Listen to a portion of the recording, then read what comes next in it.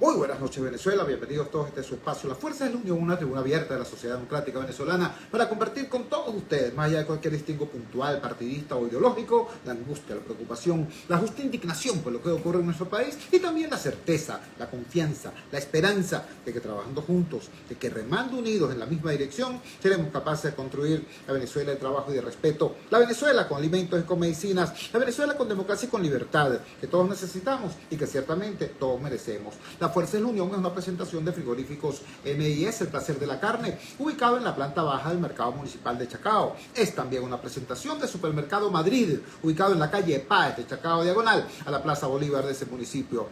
Noticias en la tarde-noche de este martes 28 de noviembre. Bueno, muchísimas. Destaca una por lo insólito, por la locura que implica, por la afectación que supone no solamente a instituciones o a ciudadanos X, sino sobre todo a los niños. Comparto con ustedes este titular del diario Tal Cual en su edición electrónica. Operativo con presos en Colegio San Agustín vulneró seguridad de los niños. Voy al texto.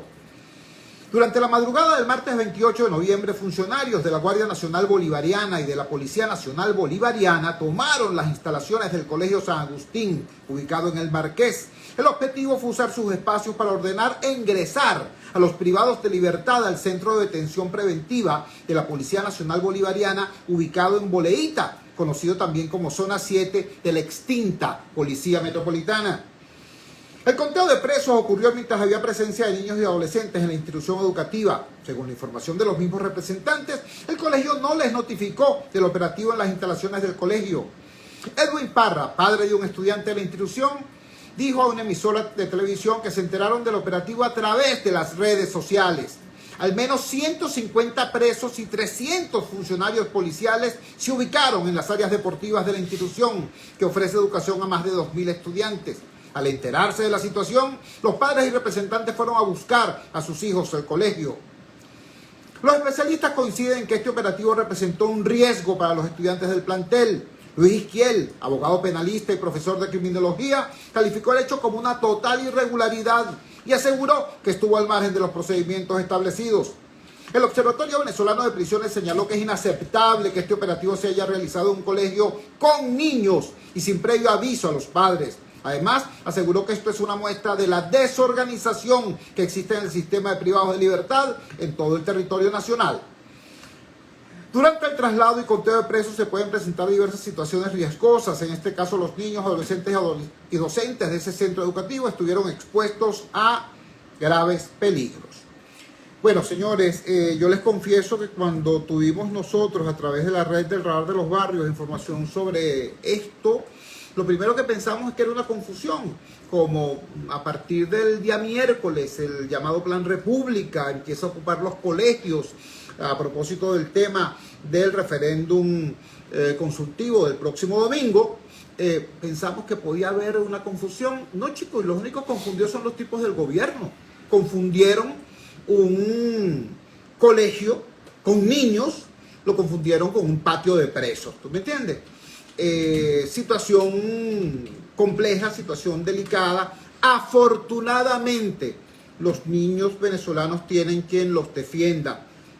No será la Fiscalía, no será la Defensoría del Pueblo, no será ningún organismo público, pero existe una organización bandera de la sociedad civil venezolana en materia de defensa de los derechos de los niños, niñas y adolescentes, SECODAP, que sí se ha pronunciado ya sobre este tema. Tenemos en línea a Carlos Trapani. Carlos Trapani es el coordinador general de SECODAP. Carlos, gracias por atender nuestra llamada desde el Gigante Rumbo. Muy buenas noches. Por favor, ¿qué valoración haces tú de esta situación? Que hemos leído declaraciones tuyas planteando que es indispensable que el Ministerio Público abra una investigación sobre estos hechos. Te escuchamos.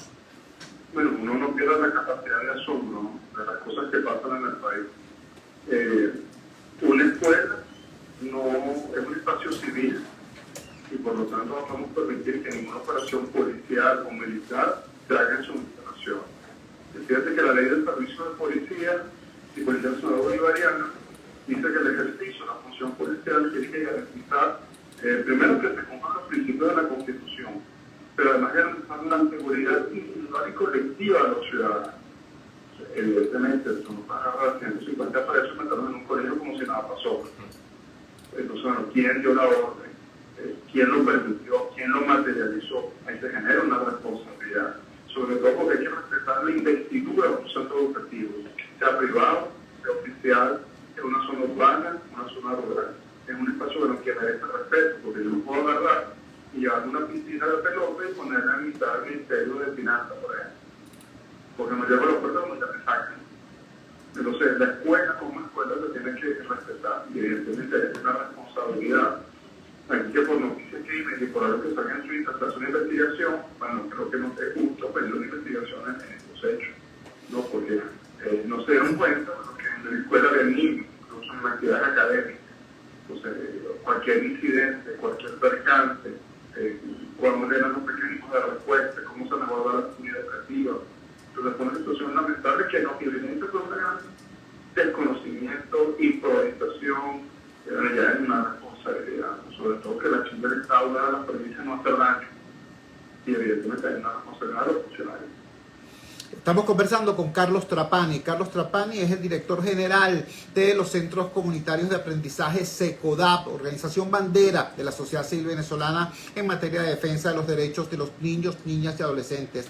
Carlos, cuando un colegio público o privado organiza, por ejemplo, un paseo al Parque del Este, le envían circulares a los representantes y en más de una ocasión uno tiene que firmar un papel,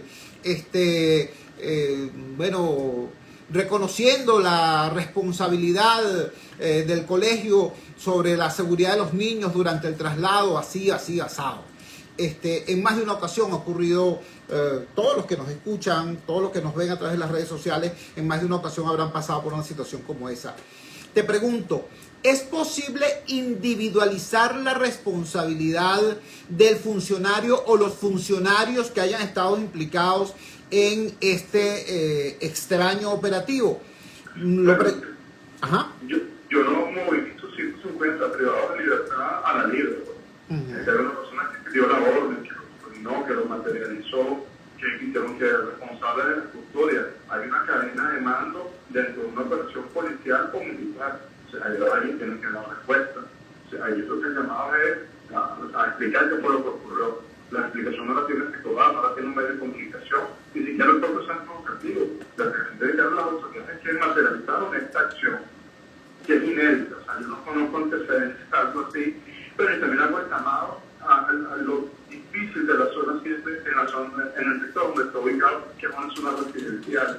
Hay un clamor de los vecinos y de los centros educativos adyacentes de cerrar este centro de detención. Pero nunca se ha hecho caso a esos reclamos a demanda ciudadana. Vemos que lo ocurre como la que ocurre el día de hoy. Repito, para quienes se incorporan recién a la transmisión, estamos conversando con Carlos Trapani, director general de SECODAP. Carlos, finalmente quisiera preguntarte lo siguiente. Hemos visto cómo el fiscal general de la República acude presuroso a atender situaciones en las cuales, por ejemplo, un perrito es sometido a tratos crueles, o se encuentra un gato en un tejado, o un loro es maltratado. Cosa que, por cierto, a mí me parece estupenda, ¿no? Me parece que eso no se trata, pues, de cosas exóticas, sino que está bien, pues eso forma parte del proceso de sensibilización y responsabilización de una sociedad. Ahora bien, teniendo el Ministerio Público el monopolio de la acción penal, ¿qué llamado le harías tú al ciudadano fiscal general en este caso en concreto y con esa especificidad de la que has hablado? No se trata de la generalidad del Estado o de recurrir al chofer del autobús que llevó a los presos, sino el tema de la cadena de mando que está implícita en una acción tan insólita como esta que estamos tratando. Y no fue un hecho aislado, no fue un hecho fortuito, no fue que hubo una emergencia en el traslado de los detenidos a otro lugar donde necesariamente no hubo opción. Esto no pero lo supuesto. O sea, hay una acción que fue planificada y hay una cadena de mando que tiene que dar respuesta. O Entonces, bueno, el mismo ímpetu que utiliza el fiscal para muchas causas que pueden ser justificadas, pero tiene que haber una investigación. Sobre todo me preocupa el precedente que se puede marcar, ¿no? Sobre bueno, cualquiera se puede meter en la escuela y cualquier cosa en la escuela, ¿no? La escuela de los estudiantes, la escuela de la familia, la escuela es un espacio civil. Lo que tiene que garantizar la personalidad de seguridad del Estado es que no le pase nada a la escuela. Y nada sobre eso. La investigación, bueno, esperemos que den respuesta y den explicaciones. Así es, sobre Carlos. todo a los niños y las familias de esta comunidad educativa. Así es, Carlos. Vamos a hacerle seguimiento a ese tema con dedicación. Un gran abrazo y buenas noches. Muchísimas gracias por regalarnos tu punto de vista. Saludos. Era Carlos Trapani, repito, coordinador general de los Centros Comunitarios de Aprendizaje SECODAP, organización bandera de la sociedad civil venezolana en materia de defensa de los derechos de los niños y adolescentes, comentándonos, reflexionando, instando a una reflexión colectiva, social, sobre este hecho, pues. Unas 2.000 familias se vieron hoy estremecidas porque la escuela, que es un lugar donde los niños suelen pasar más tiempo que en sus casas, y donde se supone que están en un espacio seguro, bueno, se enteraron por las redes sociales que había 150 presuntos delincuentes sentados en la cancha, rodeados además por guardias nacionales y policías nacionales bolivarianos con escudos de plástico. ¿Qué tal? Por supuesto, eso generó la conmoción que era lógico esperar. Vamos a ver si esa conmoción se traduce en preocupación oficial, en responsabilidad estatal, en discurso y acción pública sobre este tema. Les decía al principio del programa que cuando a través de la red del Radar de los Barrios conocimos de esta situación así en forma difusa, pensamos que se trataba de una confusión, porque ciertamente informó el profesor Edgar Machado, presidente del Sindicato de Maestros adscrito a la Federación Venezolana de Maestros en la región capital, informó que a partir de este miércoles y hasta el próximo lunes, ambos días inclusive, los colegios y las escuelas van a estar tomados por el Plan República de cara al llamado referéndum consultivo sobre el Esequibo que se realizará el próximo domingo 3. Cosa que por cierto a mí me molesta porque en este referendo consultivo no se van a activar el total de centros de votación que se activan en una elección normal, en una elección presidencial, por ejemplo. Es decir, han podido escoger que se molestara lo menos posible la estructura educativa. Este primer periodo, este primer trimestre en las escuelas y liceos ha sido particularmente precario, comprimido por muchas razones de calendario, y además recordemos es el espacio de regreso después de los rigores de la pandemia. Sin embargo, bueno, tenemos la situación esta del referéndum consultivo y escogieron una importante cantidad de colegios y de escuelas como centros de votación. Los niños no van a tener clases ni miércoles, ni jueves, ni viernes, ni el lunes siguiente arriba. Ya eso es bastante grave, ¿no? Bastante gravoso. Sobre todo porque todo eso tiene un impacto en el rendimiento escolar, en la construcción o no de conocimientos, en la adquisición o no de destrezas, en el logro de los objetivos del proceso de enseñanza-aprendizaje. Sí, tienen razón ustedes me están escuchando ahorita y dicen, pero bueno, Chugo, ¿cómo Carrizo se va a saber si el proceso de enseñanza-aprendizaje es exitoso o no, si ya prácticamente los muchachos no los evalúan? Los muchachos, sepan o no sepan, los pasan automáticamente de grado. Sí, es verdad. Eso es una desgracia. En este país hubo un ministro de Educación, Antonio Luis Cárdenas Colmenter, que tuvo la honestidad de, agarrando el cargo, decir él, el ministro de Educación, dijo, la educación en Venezuela es un fraude. Lo dijo él, ministro de Educación. Él decía que era un fraude, bueno, porque por una gran cantidad de fallas asociadas no se cumplían los objetivos.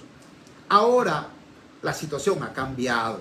Después de 24 años de revolución chavo-madurista, la situación en la educación ha cambiado. No porque haya mejorado, no, sino porque ahora el fraude es política oficial. Cuando se establece como política oficial la no evaluación de los niños, la no consecución de los conocimientos como requisito para la promoción, para la prosecución en la educación, cuando se llega al extremo obsceno de esa cosa que llaman el horario mosaico, es decir, que los maestros le dicen, vaya usted a dar clase 2 días a la semana y los otros 3 días se mete a bubonero para que pueda sobrevivir. Ese es el horario mosaico. Esa es la reivindicación socialista. Bueno, eso tiene un impacto. Ahora, alguien tiene que medirlo. La buena noticia, así como decimos, hay una buena noticia, los niños venezolanos tienen que los defienda, existen organizaciones como SECODAP. En este caso, hay una buena noticia. Existe un grupo de venezolanos desde una institución seria y prestigiosa que han desarrollado un conjunto de procesos, una iniciativa que se llama CETCEL, para precisamente la medición de los conocimientos, la medición del éxito escolar, del éxito académico, por llamarlo de alguna manera. Sistema de evaluación de conocimientos en línea, CETCEL, es el nombre de esta iniciativa. Y yo siempre lo digo y él se molesta porque ya yo soy reiterativo en eso. Tengo el honor de que el protagonista de esa experiencia sea una persona que yo conozco prácticamente desde muchachito, desde adolescente. Conozco de su inmenso esfuerzo para salir adelante, doctor en matemáticas, exdirector de la Escuela de Educación de la Universidad Católica Andrés Bello y ahora coordinador de proyectos especiales en educación de esa alta casa de estudios, el profesor José Javier Salas, que además nos acompaña hoy en el estudio porque cada vez que lo tratamos de contactar vía telefónica hay una especie de maldición gitana y no se logra la conexión. Entonces eso obliga pues a que, gracias a Dios, lo tengamos con nosotros en el estudio. José Javier, muchísimas gracias por acompañarnos, un privilegio, un honor tenerte acá con nosotros. Por favor, explícale a la audiencia qué es CETCEL, cuánto tiempo tiene en desarrollo esta iniciativa, cuáles han sido los hallazgos que han tenido a lo largo de ese proceso y sobre todo, cuáles son los hallazgos más recientes. Te escuchamos. Mira, Chugo, bueno, lo primero es agradecerte la presentación y el cariño.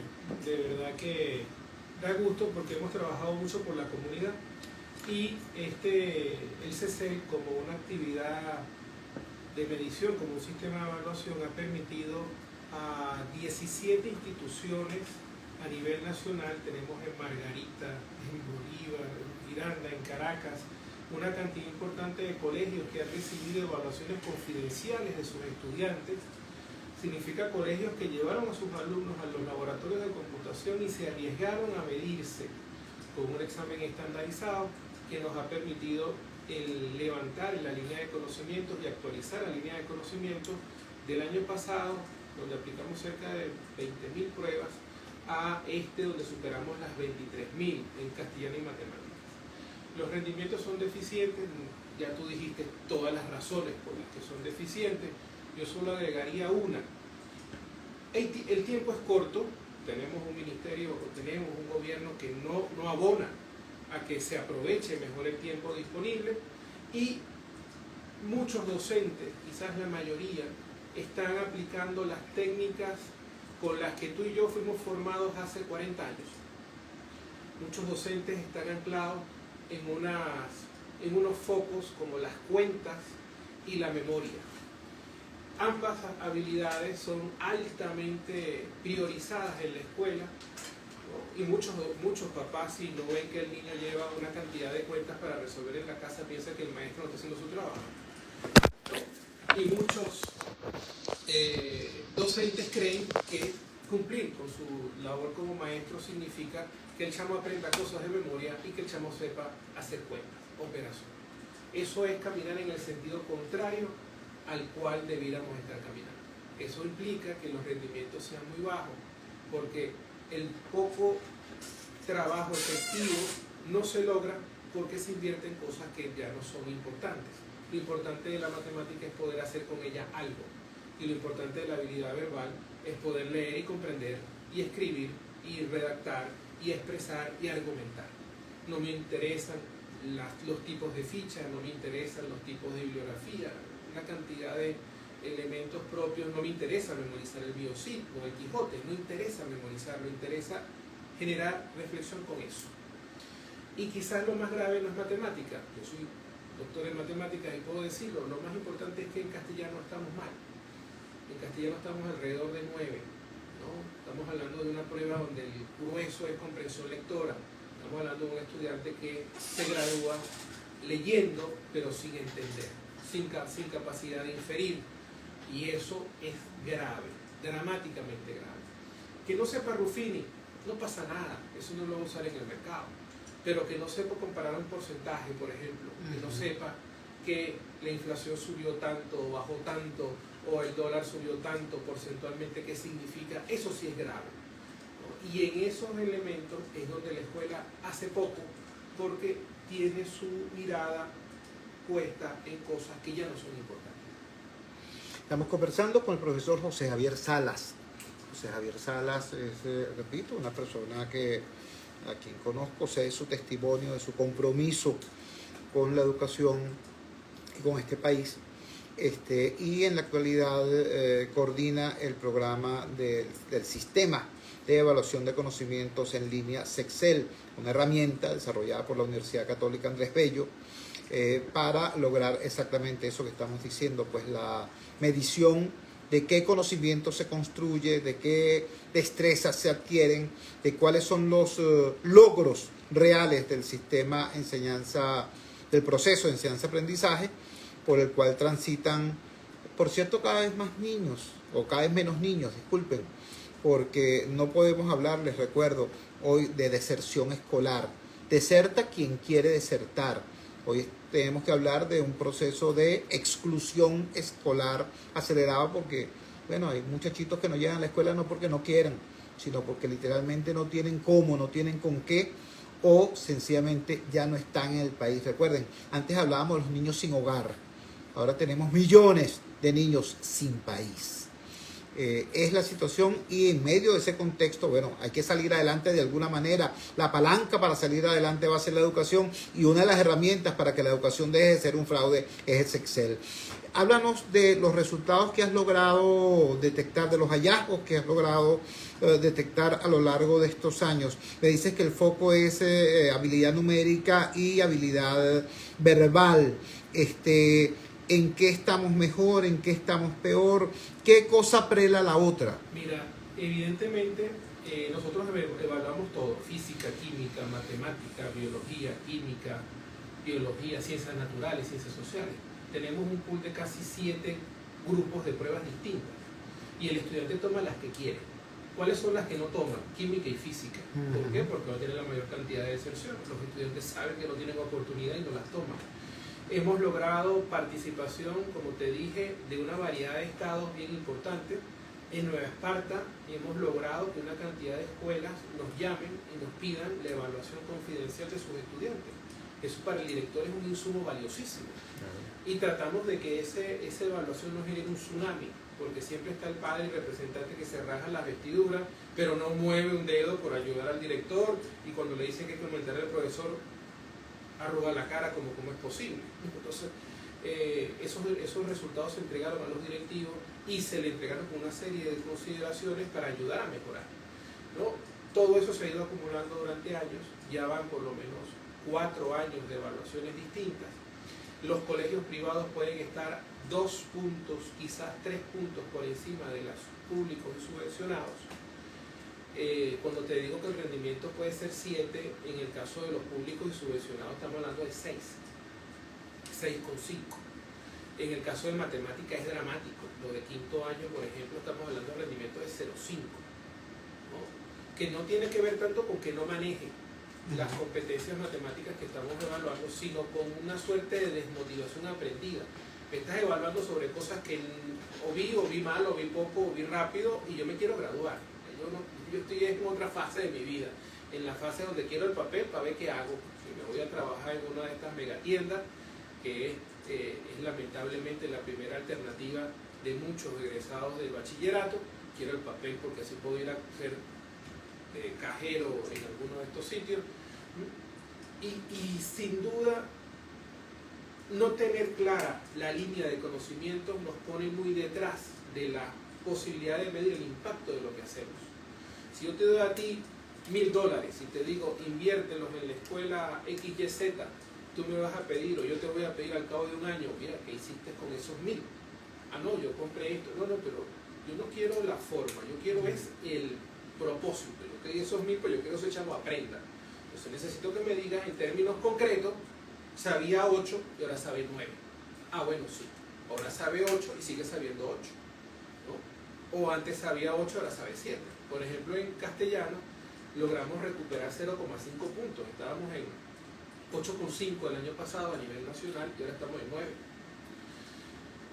Dentro de lo que cabe, algo se mejoró. Fue el primer año normal en términos académicos, el 22-23. Después de la pandemia. Después de la pandemia, algo se mejoró, pero en matemática perdimos medio punto. Estábamos en 8, ahora estamos en 7,5. Entonces, es muy complicado y cuando uno hace los contrastes que son incómodos en términos de privado y público, hay una diferencia, ¿no? Tú tienes instituciones privadas con músculo financiero que sin duda garantizan aprendizaje, tienes privadas sin músculo financiero como Fe y Alegría, que es subvencionada, tienes ABEC que se mueve y tiene una cantidad, hace de tripas corazón y con lo poco que tiene hace milagros. Esa gente logra que sus chamos destaquen algo con relación a la condición socioeconómica en la cual están, ¿no? Que es el ascenso social que tú y yo queremos. El chamo sale de una escuela humilde y va a una universidad, y va de la universidad, va a una carrera, de la carrera se hace profesional, de la profesional, como profesional lleva a su hijo a una escuela como el Colegio San Ignacio. Ese cuento es bueno porque yo tuve unos estudiantes de apellido Corrales, ojalá me escuchen, en el Andy Aparicio, donde estaba el negro Henry. La escuela Andy Aparicio es una escuela que está en la parte más alta de la zona más alta de la parroquia La Vega, tan alto que hay que entrarle por la carretera negra de la Panamericana. Quizás la pradera está un poquito más alto. La pradera está un poquito más alto, cierto. Pero todos son de la misma gente. El negro Henry montó esa escuela con guacamayas, hermoso, una cosa espectacular. Y yo fui su profesor cuando era estudiante de quinto año y se graduó. Y después se graduó en la universidad. Déjame poner a la gente en contexto porque para ti y para mí esto es un tema familiar. El negro Henry es un sacerdote jesuita que era tan bueno que él mismo decía, mira, siendo negro y siendo criollito, aquí estoy de jesuita siendo director. ¿Por qué? Porque hay que ser apretado. Y en efecto, tan apretado era que logró montar en la punta de ese cerro una escuela exitosísima. Tal cual. Esa gente se gradúa, va a la católica, se gradúa. Y la semana pasada, visitando el Colegio San Ignacio, que es el top 10 de los colegios de la ciudad, él era el representante de su hijo en el Colegio San Ignacio. Ese es el ascenso social que garantiza la educación. No es la limosna, no es el bono, es la capacidad de construir a partir de lo que aprendes. En el Andy Aparicio a nadie se le regalaba la nota. O sea, la gente raspaba, la gente lloraba. Yo puedo decir que yo vi al negro Henry llorar porque habían alumnos que eran como sus hijos que no lograron graduarse en la primera oportunidad, sino que tuvieron que repetir. Y se repitieron y se graduaron y fueron igual que hicieron la liga. Porque de eso se trata la vida, o sea, de mejorar, no de generar, lástima y buscar que pretendiendo recibir beneficios te carguen y te lleven por la vida. Y él le decía a la directora del San Ignacio, ese es el ascenso que nosotros estamos y que se perdió hace muchos años.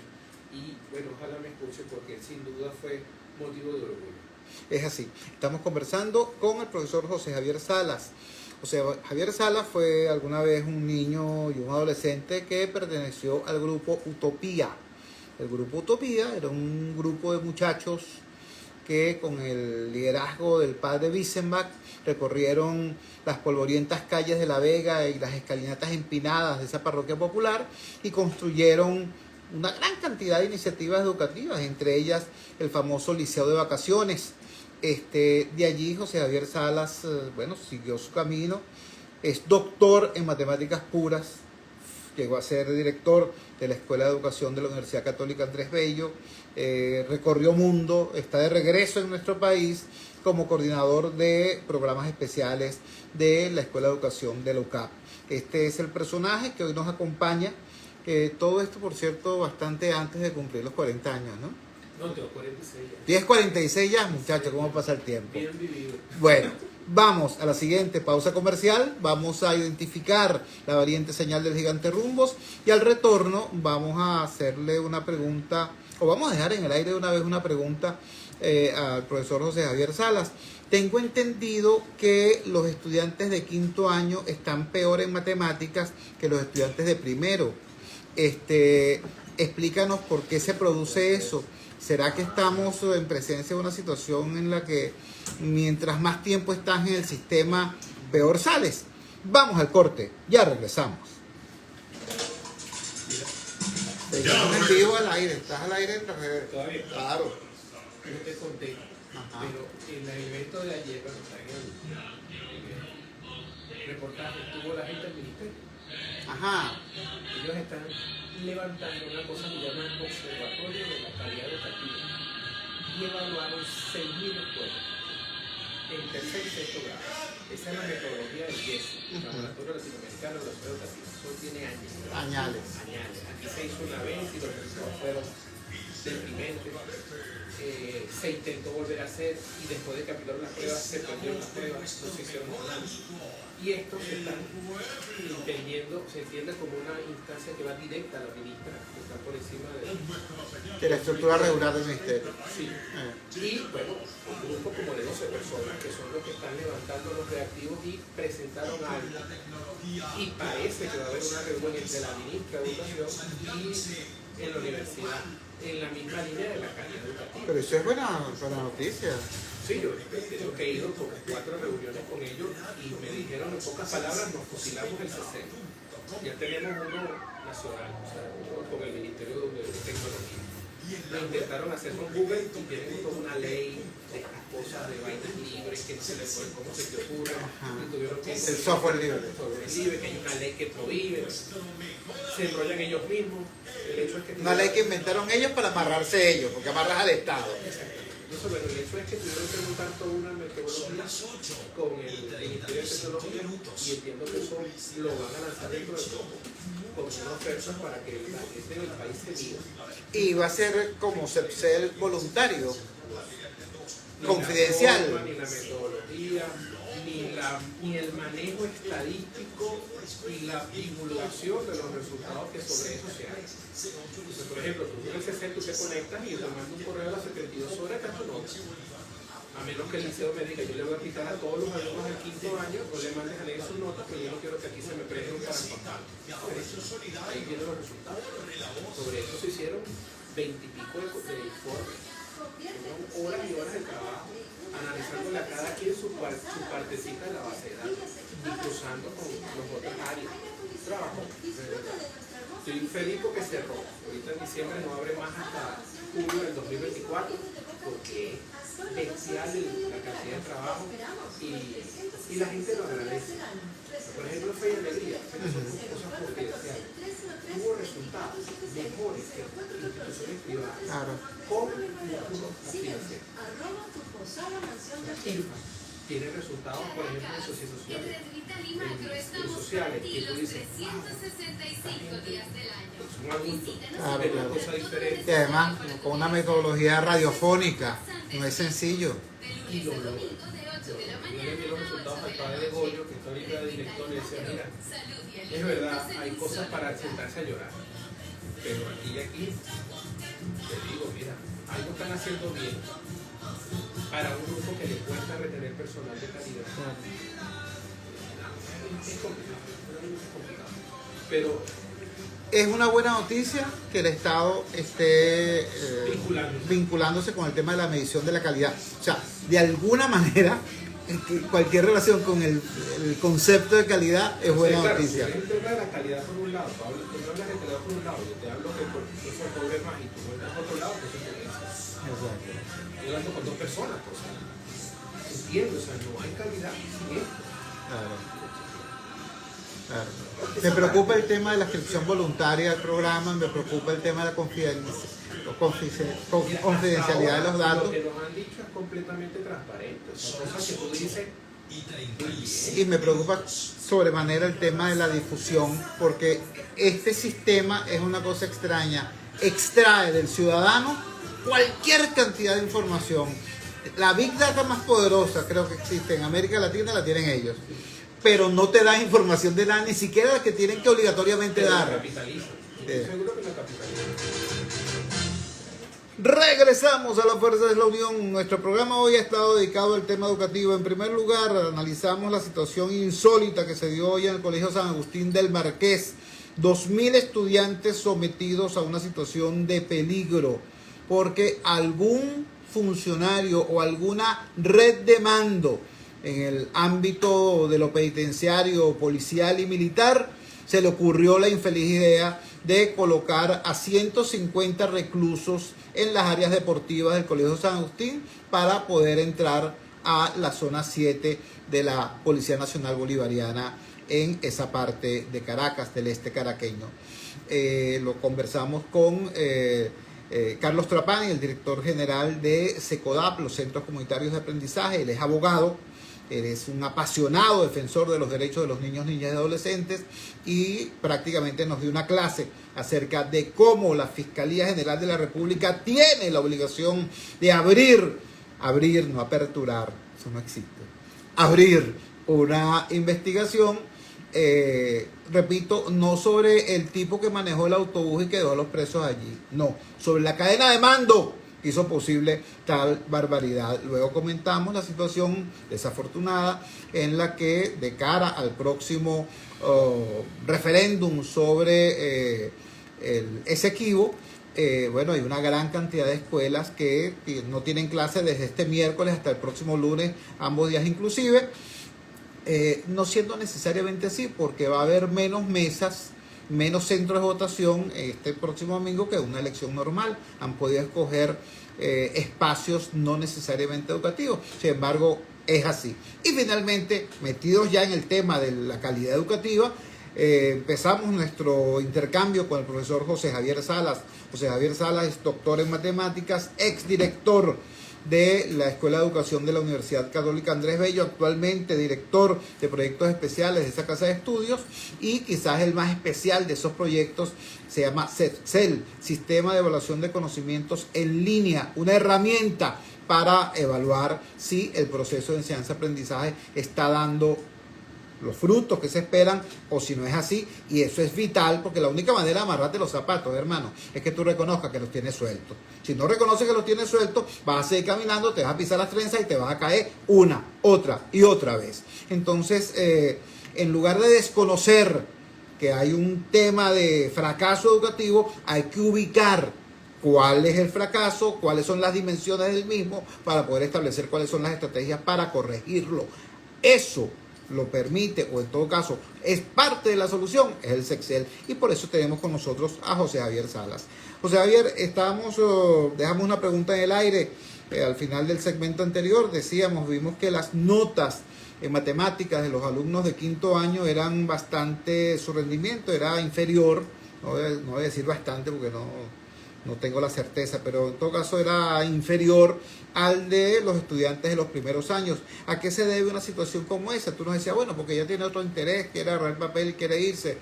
Es posible, te pregunto, el estar más tiempo dentro del sistema, en lugar de garantizar el éxito, garantiza el hastío. ¿De qué estamos hablando? Hay dos elementos allí. Está el tema de motivación, que ya lo expliqué, pero también está el tema de la complejidad de los temas, ¿no?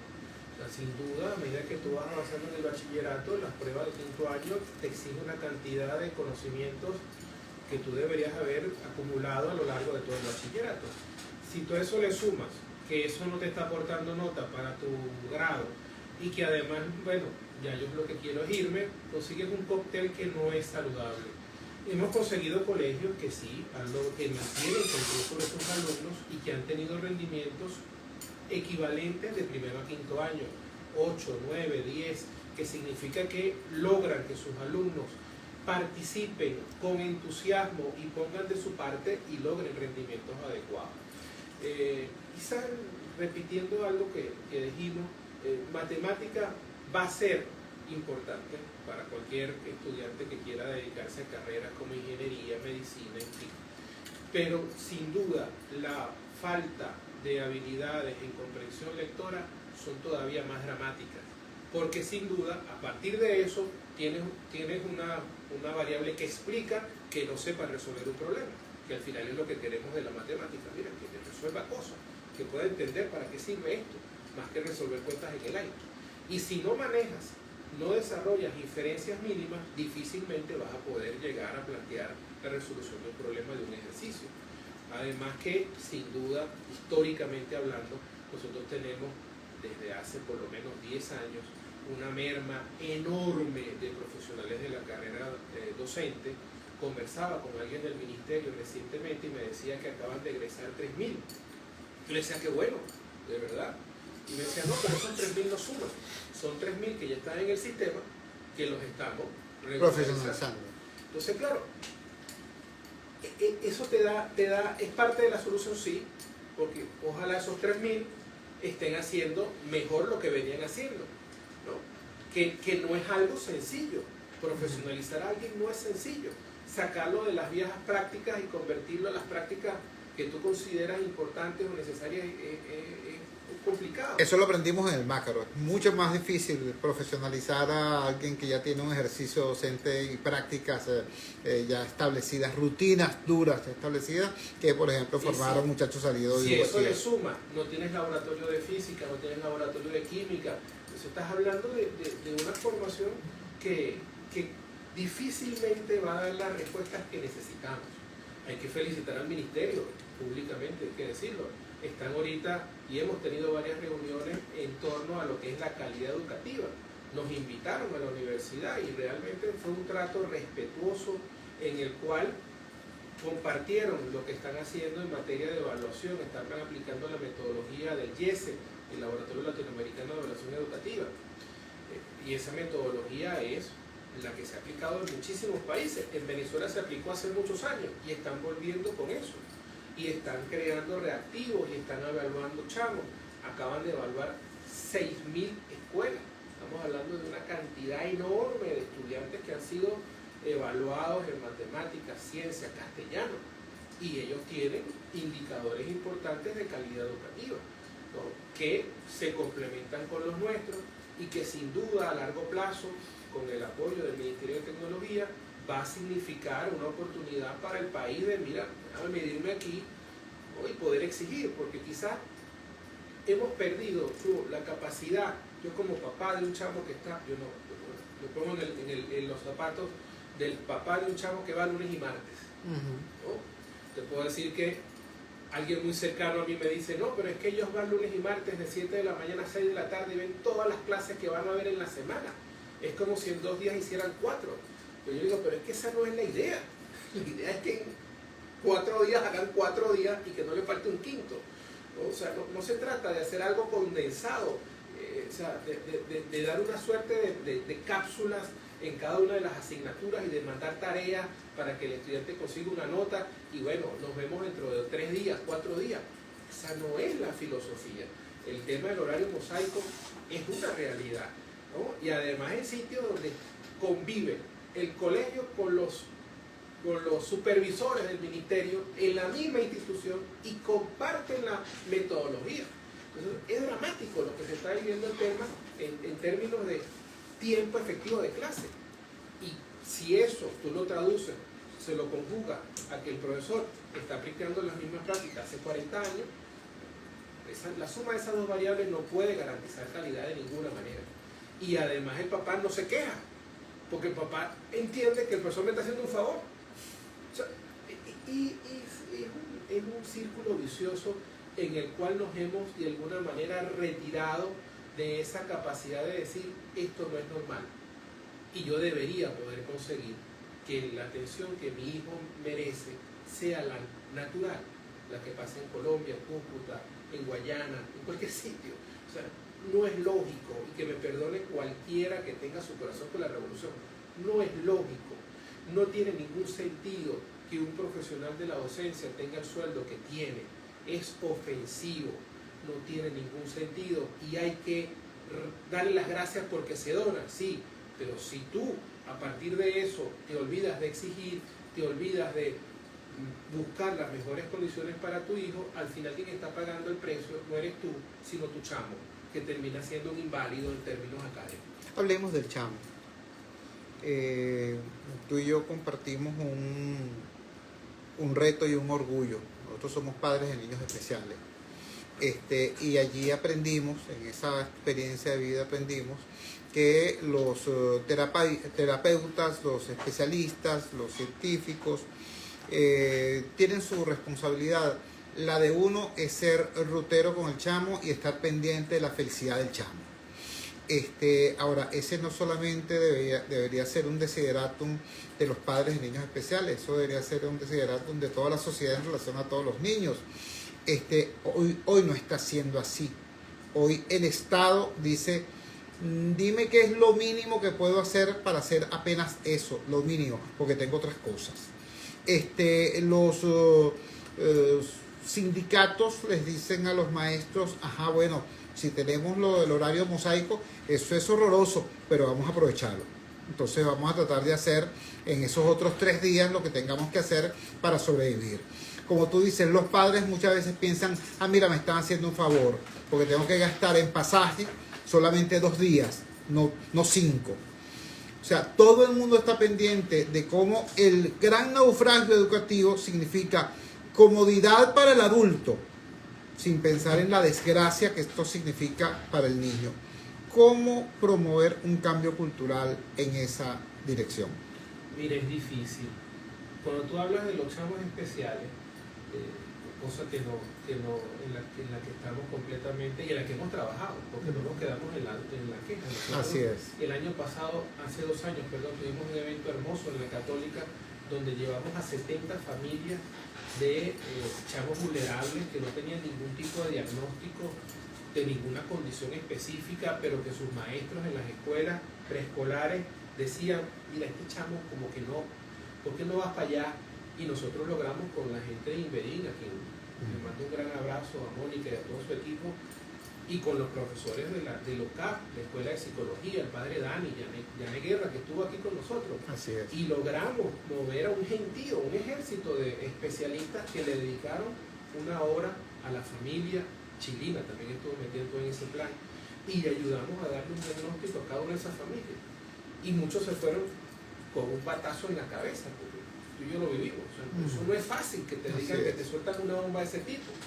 Y quizás nos quedamos cortos. Y es algo, porque estamos montados en la segunda edición de esto y nos hemos reunido un par de veces, queremos no solo hacer el diagnóstico, sino poder ofrecerle ese pool de expertos y algún acompañamiento a los padres, porque al final eso es una carrera de maratón, eso no es de velocidad, eso tiene que aguantar la pena, eso todos los días algo pasa diferente. Una carrera de vida. Eso, entonces, mientras no logremos combinar esas dos cosas, no vamos a lanzar la segunda edición porque queremos, repito, darle, y ojalá que me escuche alguien que pueda ayudarnos, darle el diagnóstico, y ya tenemos al club de expertos de la Universidad Católica y de Inverín que nos van a ayudar a hacerlo, y luego decirle, papá, no te vamos a dejar solo en esto, por lo menos al comienzo, porque no podemos asumir un compromiso de toda la vida contigo, pero por lo menos 4 o 5 sesiones las vas a tener en tal sitio que conseguimos ese apoyo. Y eso, sin duda, para nosotros es dar un paso en el camino correcto. Nosotros lo vivimos y sabemos que tenemos que hacerlo, y mi llamado a los padres es entender que no hay ideología que esté por encima de la felicidad de tu chamo. Y ahí que me perdone cualquier persona que tenga su corazón con quien lo quieras tener. Pero tu chamo tiene que, sin lugar a dudas, marcar y orientar tus esfuerzos. ¿Por qué? Bueno, porque es el más vulnerable. En la casa, el más vulnerable es el chamo. Él no tiene culpa, él no votó por nadie, él está sufriendo todo esto por culpa de nosotros los adultos, pero no nos hemos puesto de acuerdo. O sea, al final del día, ese chamo, quizás alguien lo ve como un posible voto, mezquinamente, perversamente, lo ve como un voto sencillo, accesible. Bueno, yo espero que en esa actitud de capitalizarlo con un voto, en algún momento alguien se dé cuenta que tengo que ayudarlo para que no se muera, porque la sociedad da cuenta de él por otras vías, sea violencia, sea porque se va del país, se obstina de todo esto. Hemos perdido un músculo brutal, un bono demográfico que tuvimos, se perdió, y estamos perdiendo una generación porque lo que se está graduando no tiene el apresto académico como para asumir la responsabilidad que se le está poniendo encima. Entonces, wow, ¿de dónde? ¿Cómo yo defiendo algo? ¿Cómo pongo por delante la ideología y no pongo por delante la felicidad de mi chamo? Eso yo no lo entiendo. Quizás lo entendí ahora que soy papá, pero para mí no tiene ningún sentido, y repito, si a alguien esto lo ofende, le pido disculpas por adelantado, pero su hijo necesita clases de lunes a viernes en el horario adecuado, y si además tiene que la reciba de un maestro que esté bien pagado, y que le reciba eso me faltaba, y que le reciba un maestro que esté bien pagado, que pueda cumplir con todas sus necesidades físicas, emocionales, que tenga a su familia bien cubierta. Eso es indispensable. Si no combinamos esas dos cosas, yo no puedo decir como papá nada al maestro, ni el maestro me va a dar más de lo que me está regalando, que es demasiado. Conversamos con José Javier Salas, doctor en matemáticas puras, exdirector de la Escuela de Educación de la Universidad Católica Andrés Bello y actual coordinador de proyectos especiales de la UCAP. Uno de esos proyectos especiales se llama SECCEL, Sistema de Evaluación de Conocimiento en Línea, una herramienta extremadamente importante para poder ubicar si se mejora o si no se mejora en materia educativa, cosa que es fundamental a su vez para poder efectivamente convertir la educación en la gran palanca para la recuperación del país. José Javier, nosotros quizás llevados por la inercia del deterioro, ¿no? Cuando hablamos de las condiciones necesarias para la recuperación de la educación, siempre hablamos de lo más básico, de lo más elemental, el sueldo del maestro, la infraestructura ruinosa, la capacidad adquisitiva de la familia para pagar el pasaje en el autobús y para adquirir el uniforme, aunque sea el más precario. Ahora, la verdad verdadera es que este es un Haití con petróleo, ¿no? Aquí hay recursos más allá de los que la precariedad supone. Por ejemplo, nosotros como país botamos una inmensa cantidad de millones de dólares poniendo en órbita dos peroles que se extraviaron: el satélite Simón Bolívar y el satélite Francisco de Miranda. Dime tú dónde están esas lavadoras con alas en este momento. Con la mitad, con la cuarta parte de lo que se gastó en eso, tendríamos en línea a todas las escuelas oficiales de este país mediante un sistema de alta velocidad de fibra óptica. Repito, con una fracción de lo que se gastó. Y, por ejemplo, si lo hubiéramos hecho, en vez de estar botando reales en esos peroles que se extraviaron en el espacio, no hubiésemos pasado por la cómica horrenda que pasamos durante la pandemia, con nuestros niños tratando de ver clases por Classroom, sin tener señal, sin tener equipo, sin tener tablet, sin tener computadora, asistido por unos maestros que tampoco tenían teléfonos inteligentes, aunque tuvieran muchas ganas, ¿no? Repito, más allá de lo básico, de lo elemental, ¿qué otra cosa tenemos derecho a exigir en esta Venezuela que ya está terminando la primera cuarta parte del siglo XXI, por el amor de Dios? Mira, yo creo que hay que exigir salir de la queja, trascender la queja. Trascenderla es activarse. O sea, trascenderla no es, bueno, nada, déjalo así, ya se verá. Trascenderla es entender que dejar al chamo en tu casa 3 días a la semana, porque esos 3 días no va para la escuela, no puede ser la solución. Hay que activarse, hay que ponerse creativo, hay que ver qué se hace, ¿no?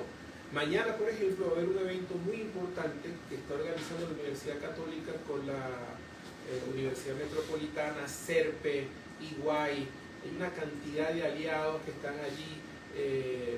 Van a haber 5 mesas, lo están llamando Alianza por la Educación. Es un evento que se pierde de vista en términos de lo que supone decirle a la sociedad: Si no nos aliamos en torno de esta gente y logramos las condiciones que esta gente requiere, no salimos adelante. Una de las preguntas que me toca responder era, o es mejor dicho, me toca mañana decirlo, ¿cuáles son las dos condiciones o las condiciones que tienen los sistemas educativos exitosos? Y yo pongo dos, flores y rigor estadístico.